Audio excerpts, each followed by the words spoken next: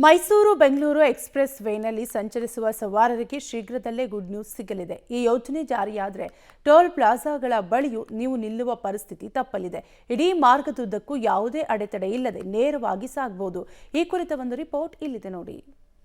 Mysuru Bengaluru highway ಬಳಕೆದಾರರಿಗೆ good news. ಶೀಘ್ರದಲ್ಲಿಯೇ global navigation satellite system.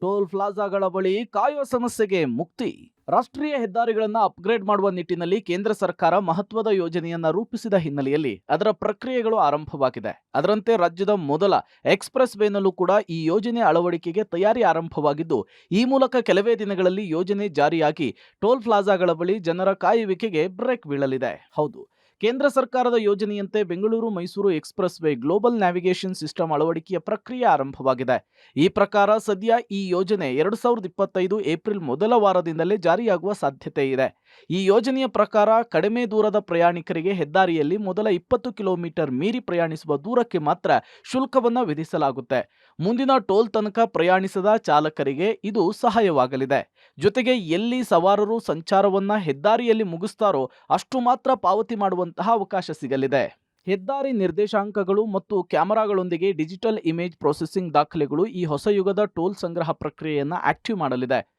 ಮೊದಲಿಗೆ ಈ ವ್ಯವಸ್ಥೆಯನ್ನ ಪ್ರಮುಖ ಹೆದ್ದಾರಿಗಳು ಮತ್ತು ಎಕ್ಸ್‌ಪ್ರೆಸ್ ವೇಗಳಲ್ಲಿ ಅಳವಡಿಸಲಾಗುತ್ತೆ. ಸವಾರರು ಲಿಂಕ್ ಮಾಡಿದ ಖಾತೆಯಿಂದ ಹಣವನ್ನು ಸ್ವಯಂಚಾಲಿತವಾಗಿ ಕಡಿತಗೊಳಿಸಲಾಗುತ್ತೆ.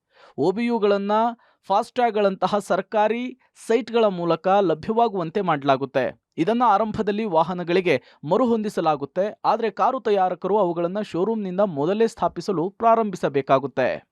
ಇನ್ನು ಈ ಪ್ಲಾನ್ ಜಾರಿಯಾದರೆ ಟೋಲ್ ಪ್ಲಾಜಾಗಳಲ್ಲಿ ವೀಕೆಂಡ್ಗಳಲ್ಲಿ ಉಂಟಾಗುವ ಜನಸಂದಣಿ, ಸಮಯ ವ್ಯರ್ಥಗಳಿಗೆ ಬ್ರೇಕ್ ಬೀಳಲಿದೆ. ಇನ್ನು ಈ ಯೋಜನೆಯ ಅಳವಡಿಕೆಗೆ NAHAIನ ಅಂಗಸಂಸ್ಥೆಯಾದಂತಹ IHMCL global navigation satellite system ವ್ಯವಸ್ಥೆಯ ಸ್ಥಾಪನೆಯ ಜವಾಬ್ದಾರಿಯನ್ನು ಕೊಡಲಾಗಿದೆ. ಈಗಾಗಲೇ ಅಗತ್ಯ ಸಮೀಕ್ಷೆಗಳು ಮತ್ತು ಅಧ್ಯಯನಗಳು ಪೂರ್ಣಗೊಂಡಿದ್ದು, ಶೀಘ್ರದಲ್ಲಿಯೇ ಟೆಂಡರ್ ಪ್ರಕ್ರಿಯೆ ಪ್ರಾರಂಭ ಆಗಲಿದೆ. ಒಟ್ಟಾರೆ ಎಲ್ಲವೂ ಕೂಡ ಅಂದುಕೊಂಡಂತೆ ಸರಿಯಾದ ಸಮಯಕ್ಕೆ ಕೆಲಸಗಳು ಪೂರ್ಣಗೊಂಡ್ರೆ ಮುಂದಿನ ಏಪ್ರಿಲ್ನಿಂದಲೇ ಈ ಯೋಜನೆ ಜಾರಿಯಾಗಲಿದ್ದು, ಸವಾರರು ಅಥವಾ ಹೆದ್ದಾರಿ ಬಳಕೆದಾರರು ಸಂಪೂರ್ಣ ಯೋಜನೆಯ ಅಳವಡಿಕೆಗೆ ಕೆಲ ಸಮಯ ಹಿಡಿಯುವ ಸಾಧ್ಯತೆ ಇದೆ.